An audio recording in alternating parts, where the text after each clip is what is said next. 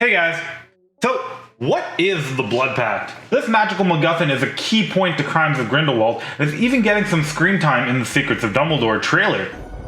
Without it, we leave the fate of our world to chance. But is this trinket a form of new magic, or is it something that we've seen before? A Horcrux. Roll the intro.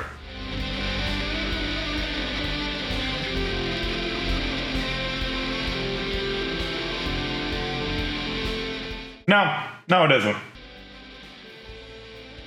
Just kidding, let's talk about Horcruxes. The Horcruxes are introduced in Half-Blood Prince. A Horcrux is an object in which a person has concealed part of their soul. One splits one's soul and hides part of it in an object.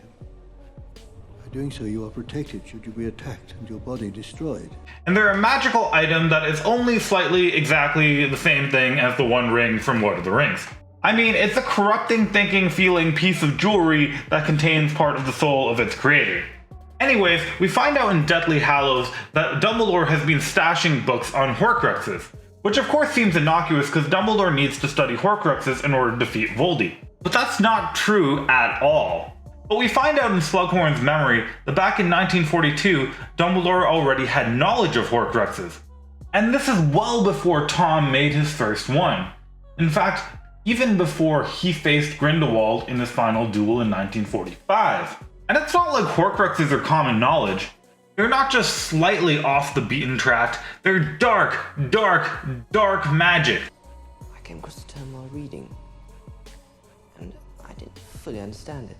I'm not sure what you're reading, Tom, but this is very dark stuff, very dark indeed. The book Hermione studies them in is literally called The Secrets of the Darkest Art. But why is Dumbledore studying Horcruxes? Let's talk about how Horcruxes are made. There's not a lot we know about the actual process itself, other than the first step involves tearing one's own soul by committing murder. But it doesn't really appear that you need to do the deed yourself. It's pretty commonly believed that the first Horcrux was made using the death of Moaning Myrtle, a kill that was done by the Basilisk, not Tom himself. And Dumbledore himself believed that Voldemort used Nagini to kill Frank Bryce, implying that Dumbledore knows that Voldemort would not strictly need to be the person who directly commits the deed in order to be able to create a Horcrux. This is even underlined again at the end of Deathly Hallows, when Dumbledore confirms in a memory with Snape that Snape killing Dumbledore will not actually damage Snape's soul. So the important thing in creating a Horcrux is responsibility. And there's a debt that Dumbledore definitely feels responsible for. One person he takes responsibility for killing, his sister, Ariana. Dumbledore's sister Ariana died when Dumbledore was 17.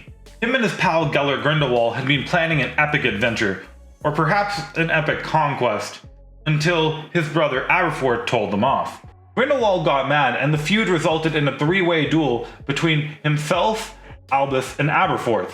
And while it's freaking hell, there's a freaking fly in here. And while it's unclear who did it, the result of this duel was the death of Dumbledore's younger sister, Ariana. And as such, due to the shared responsibility of this action, both Albus Dumbledore and Gellert Grindelwald's souls would have been torn by this event. Tears that happened to both of their souls could have been taken advantage of, and taken and both placed within the same magical artifact. And we have more evidence of this as well, because the only other thing we know about the creation of Horcruxes is that it involves some form of self-maiming, some form of a physical transformation.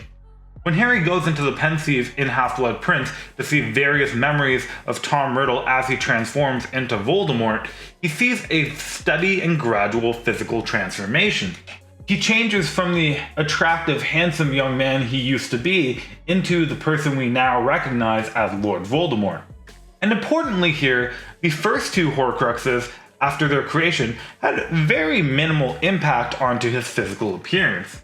And we know at very least that Grindelwald and Dumbledore had to draw blood from each other in order to create the Blood Pact. And blood itself, in pretty much every use we've ever seen of it, always seems to be associated with dark magic. Now, I'm not saying that the Blood Pact is a Horcrux exactly, but it does seem to use very similar forms of dark magic in order to aid in its creation.